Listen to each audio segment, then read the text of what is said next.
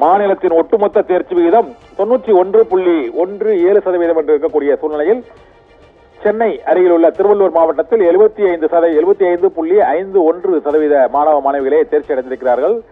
திருவாரூர் மாவட்டத்தில் 79.71% மாணவ மாணவிகள் குறைவான சதவீதம் தேர்ச்சி அடைந்திருக்கிறார்கள். கடைசியில் இருந்து 4வது இடத்தில் திருவாரூர் மாவட்டம் இருக்கிறது. திருப்பத்தூர் மாவட்டத்தை பொறுத்தவரை 80.98% மாணவ மாணவிகளே தேர்ச்சி அடைந்திருக்கிறார்கள்.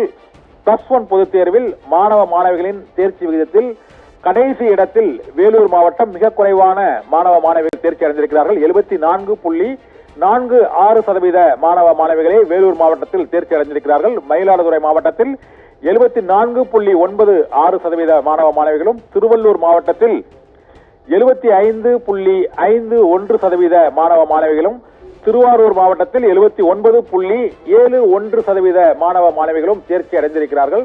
திருப்பத்தூர் மாவட்டத்தில் 80.98% மாணவ மாணவிகள் தேர்ச்சி அடைந்திருக்கிறார்கள். 11ஆம் வகுப்பு பொதுத் தேர்வில் கடைசி 5 இடங்களை பிடித்த மாவட்டங்கள் வேலூர், மயிலாடுதுறை, திருவள்ளூர், திருவாரூர் மற்றும் திருப்பத்தூர். முதல் 5 இடங்களை பெற்ற மாவட்டங்களையும் பார்க்கலாம். முதல் 5 இடங்களை பெற்ற மாவட்டங்கள் கோவை, ஈரோடு, திருப்பூர். கோயமுத்தூரில் 96.02% மாணவ மாணவிகள் தேர்ச்சி அடைந்திருக்கிறார்கள். ஈரோடு மாவட்டத்தில் 95.07% மாணவ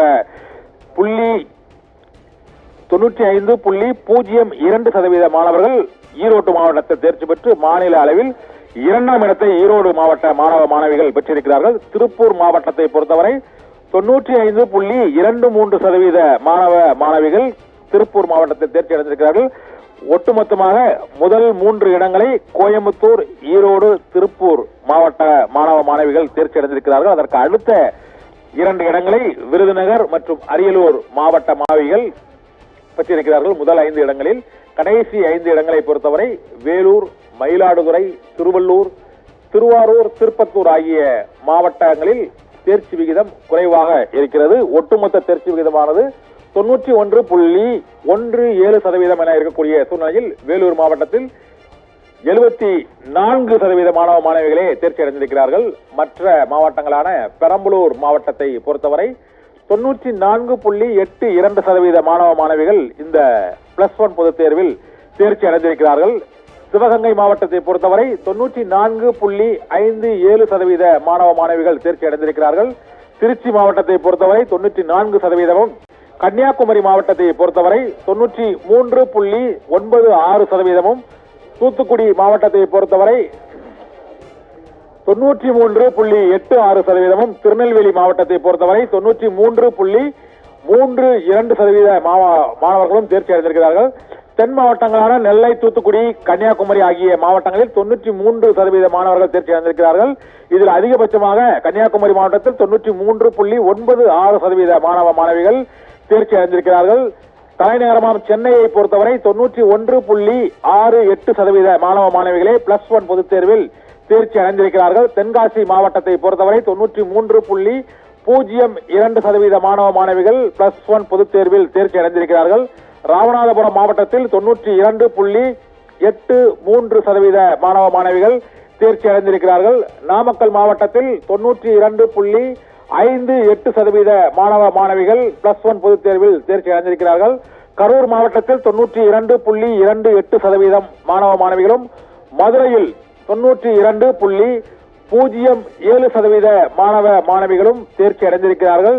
தலைநகரமாம் சென்னையில் 91.68% மாணவ மாணவிகள் தேர்ச்சி அடைந்திருக்கிறார்கள். தென்காசியில் 93.02%, ராமநாதபுரம் மாவட்டத்தில் 92.83%, நாமக்கல் மாவட்டத்தில் 92.58%, கரூர் மாவட்டத்தில் 92.28%, மதுரை மாவட்டத்தில் 92.07%, சென்னை மாவட்டத்தில் 91.68% மாணவ மாணவிகள் தேர்ச்சி அடைந்திருக்கிறார்கள். +1 பொதுத் தேர்வில் மாவட்ட வாரியாக தேர்ச்சி விகிதம் அறிவிக்கப்பட்டிருக்கிறது. ஒட்டுமொத்தமாக 91.17% மாணவ மாணவிகள் தேர்ச்சி அடைந்திருக்கிறார்கள்.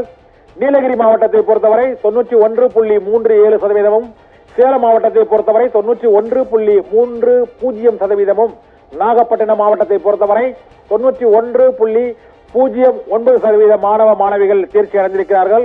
கடலூர் மாவட்டத்தில் 91.01% மாணவ மாணவிகள் தேர்ச்சி அடைந்திருக்கிறார்கள்.